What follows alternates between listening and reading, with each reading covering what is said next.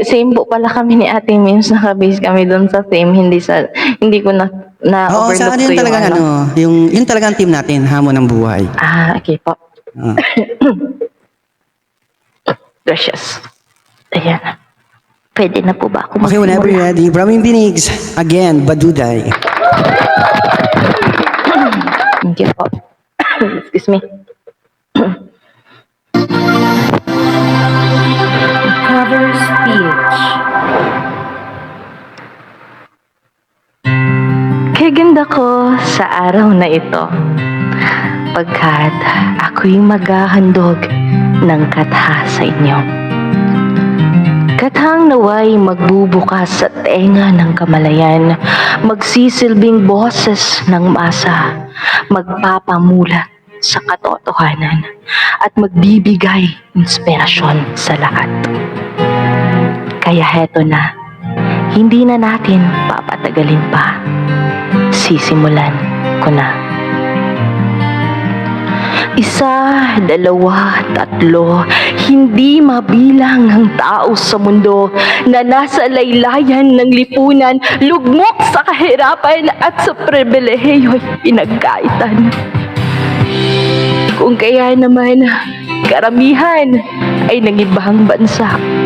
Nagbabakasakali na naway matatamasa ang kaginhawaan ng pamilyang sa kanya'y umaasa.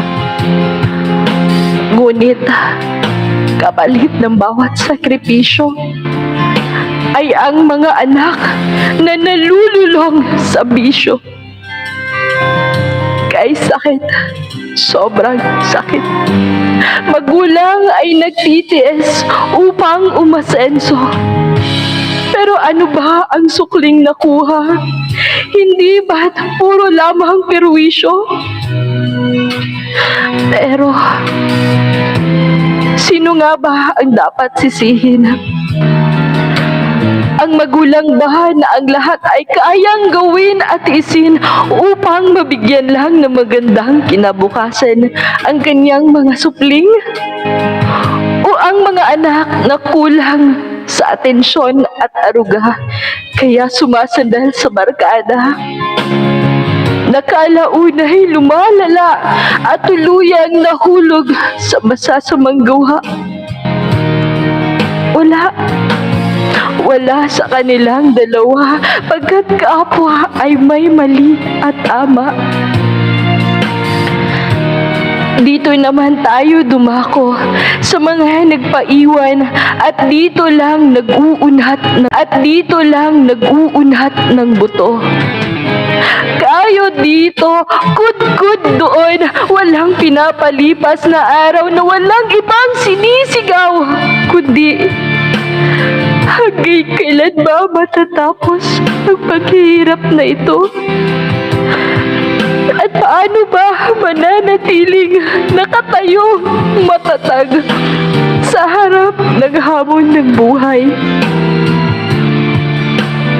Ito ba ay may konkretong formula?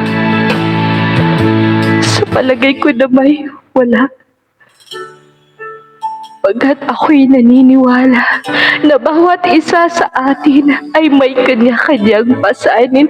Pasanin na siya ring pinagkukukunan natin ng aral at inspirasyon upang patuloy na makibaka sa napakaalon at mapagsubok na dagat ng buhay.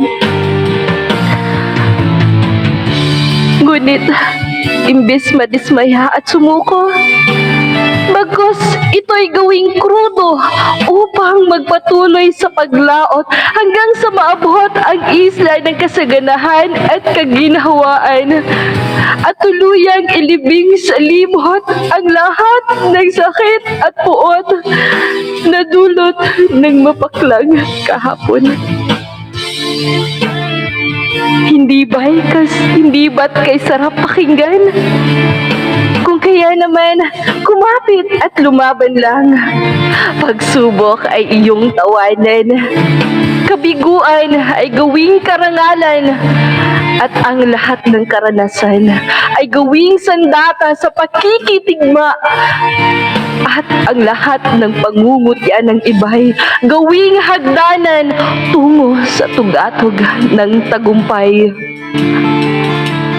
At sa inaasam-asam na pangarap para sa magandang umaga. Yun lamang po at maraming salamat sa inyong pakikinig. Infinix. Ayan, galing talaga ng mga Infinix.